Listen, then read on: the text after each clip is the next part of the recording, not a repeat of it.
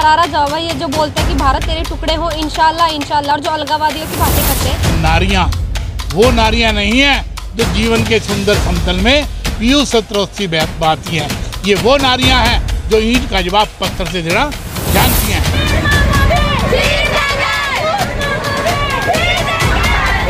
भारत के टुकड़े जो कहते हैं कि भारत के टुकड़े होंगे, एक तो ये उनको करारा जवाब है। पाकिस्तान मांगने वाला पाकिस्तान जाए, खालिस्तान मांगने वाला खालिस्तान जाए।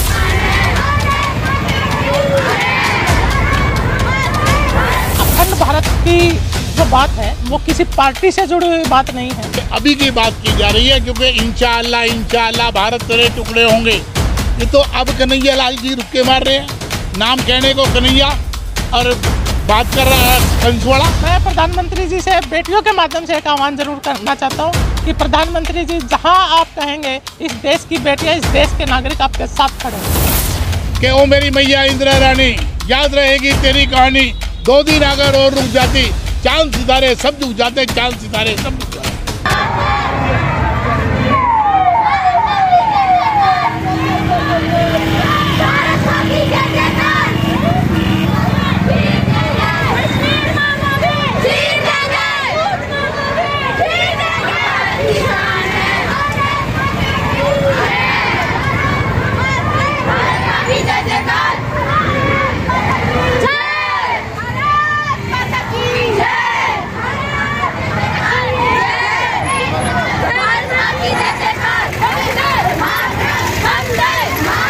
सर मेरा नाम मीनाक्षी। क्या कहना चाहेंगे अखंड यात्रा का क्या संदेश? जी मैं बस यही कहना चाहूँगी कि जो हमारी अखंड भारत यात्रा है ये उन लोगों को करारा जवाब है ये जो बोलते हैं कि भारत तेरे टुकड़े हो इंशाल्लाह इंशाल्लाह, और जो अलगावादियों की बातें करते हैं। सर ये हमारा उन लोगों को करारा जवाब है कि हमारा भारत अखंड है, अखंड था और अखंड ही रहेगा। तो क्या टुकड़े करने की बात करते हैं, आप यात्रा करते हैं, इससे समाधान हो जाएगा? हाँ जी, जब हम यात्रा करके निकल रहे हैं तो भारत की बेटियां सामने आ रही, हरियाणा की बेटियां सामने आ रही, तो इससे बड़ी बात कुछ और हो भी नहीं सकती, क्योंकि जब बेटियां अलग जगाने लगती हैं तो हमारे भारतवासी भी जागरूक होंगे। यात्रा है, इसका एक मोटिव तो ये है कि हम भारत के टुकड़े जो कहते हैं कि भारत के टुकड़े होंगे, एक तो ये उनको करारा जवाब है। दूसरा, जो हमारे समाज में लड़कियों की जो मीन्स कहते तो हैं कि इक्वालिटी है लेकिन नहीं है, तो हम लड़कियों में आत्मविश्वास जगाने के लिए कि वो भी आगे बढ़ चढ़ कर कुछ करें तो वो सफल हो सकते हैं और उनका परिवार उनका साथ दे, इसके लिए भी हम ये यात्रा निकाल रहे हैं। अखंड यात्रा सरहद से चलकर जो कैथल पहुंची है, मैं इंडियन मीडिया सेंटर का आभार व्यक्त करता हूं कि जिनकी ये सोच है कि हम अपने देश को अखंड रखने के लिए यात्राएं करें, लोगों में जागृति पैदा करें। ये मैं इसके लिए अपने जो मीडिया सेंटर है उनको बधाई देता हूं, उनका धन्यवाद करता हूं। यहाँ कैथल पहुँचने पर हमने इन बेटियों का स्वागत किया, अभिनंदन किया।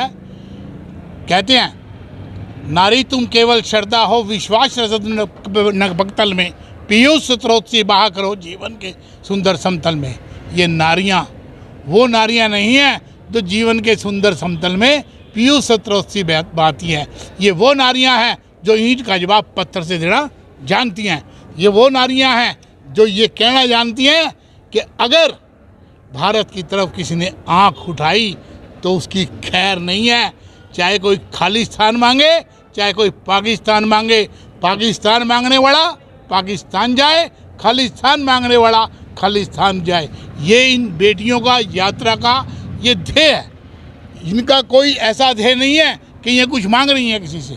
आज सनातन धर्म सभा ने अपने प्रांगण में बुलाकर इनसे निवेदन किया कि हमारे यहाँ आप आए, हम आपका स्वागत करेंगे, आपके माता पिता का स्वागत करेंगे।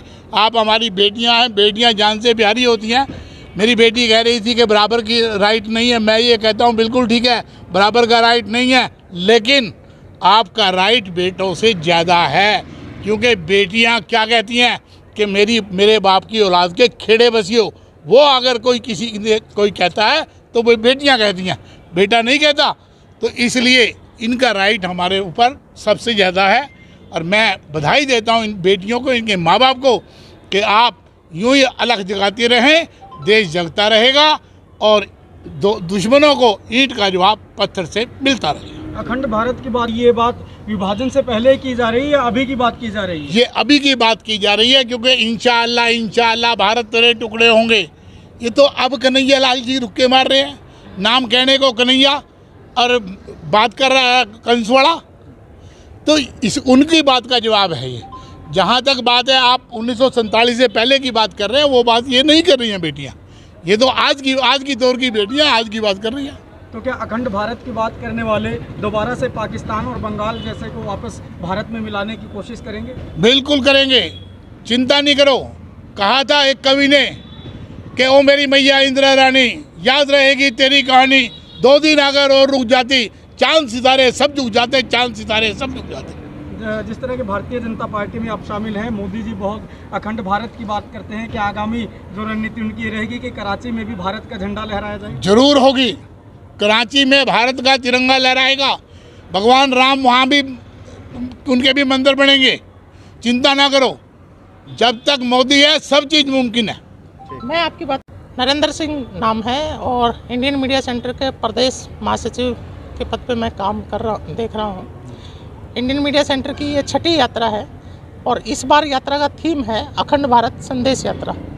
बेटियां निकली हैं संदेश देने उन लोगों को जो इस देश के टुकड़े करने के मंसूबे रखते हैं। उन लोगों को करारा जवाब देने के लिए भारत की बेटियां अब मैदान में हैं और लोगों से आह्वान कर रही हैं कि भारत को पुनः अखंड बनाना है, भारत को पुनः विश्व गुरु बनाना है। यात्रा 11 मार्च को देश के बहुत ही पवित्र स्थल सरहिंद से, जहां गुरुपुत्रों का शहादत हुई, वहां से इस यात्रा की शुरुआत हुई है। माननीय मुख्यमंत्री जी ने 12 तारीख को हरियाणा में आगमन पर इस यात्रा का स्वागत किया है और वहां से फ्लैग ऑफ करके इस यात्रा को हरियाणा के लिए रवाना किया है। हरियाणा के विभिन्न जिलों से होती हुई यात्रा 18 अप्रैल को सोनीपत में संपन्न होगी। तो क्या मानते हैं कि इस तरह की यात्रा से लोग जागेंगे और जिस तरह से पहले भारत था उस तरह से अखंड भारत होगा? देखिए, बेटियों ने जब हुंकार भरी हो तो उसका रिजल्ट हमेशा पॉजिटिव ही आते हैं। इस बात का इतिहास गवाह है कि जब जब बेटियों ने हुंकार भरी है तो देश का इतिहास बदला है। और मुझे पूरी उम्मीद है कि जो बेटियों ने ये हुंकार भरी है अखंडता को लेके, तो उससे लोगों न केवल जागरूक होंगे अपितु लोगों को जानकारी भी बढ़ेगी कि भारत क्या था और अब क्या हो गया है। अखंड भारत की जो बात है वो किसी पार्टी से जुड़ी हुई बात नहीं है।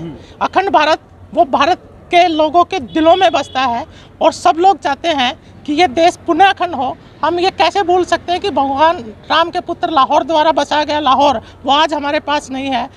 हिंगलाजा माता का मंदिर वो आज हमारे पास नहीं है। राकेश्वरी देवी का मंदिर है वो आज हमारे पास नहीं है। आप कल्पना करके देखिए, अगर भारत पुनः अखंड होगा तो ये देश कितना समृद्ध और कितना वैभवशाली होगा। ये पुनः अपने विश्व गुरु के उस रुतबे को दोबारा हासिल कर सकता है। तो मुझे नहीं लगता कि भारत का कोई भी नागरिक, वो भारतीय जनता पार्टी से जुड़ा होगा, वो कांग्रेस से जुड़ा होगा, वो आप पार्टी से जुड़ा होगा, वो किसी अन्य क्षेत्रीय दल से जुड़ा होगा, तो सबके दिलों में ये आग झलकती है कि जो गलतियाँ 1947 में होगी वो दोबारा दोहराई ना जाए और भारत पुनः अखंड हो और पुनः विश्व गुरु हो। मुझे नहीं लगता कि कोई भी देशभक्त नागरिक इस बात से असहमत होगा। सोशल मीडिया की ना कोई सीमाएं हैं, ना कहीं पे बाधित है। एक बार हमारे चैनल के माध्यम से बता दीजिए, आह्वान कर दीजिए प्रधानमंत्री को कि इस दोबारा से तो उन तमाम हिस्सों को भारत में मिलवाया जाए। देखिए, प्रधानमंत्री से देश आह्वान कर ही रहा है और प्रधानमंत्री जी को हर चीज़ की ये खबर पहुंचती है। और मैं प्रधानमंत्री जी से बेटियों के माध्यम से एक आह्वान जरूर करना चाहता हूं कि प्रधानमंत्री जी, जहां आप कहेंगे इस देश की बेटियां, इस देश के नागरिक आपके साथ खड़े हैं।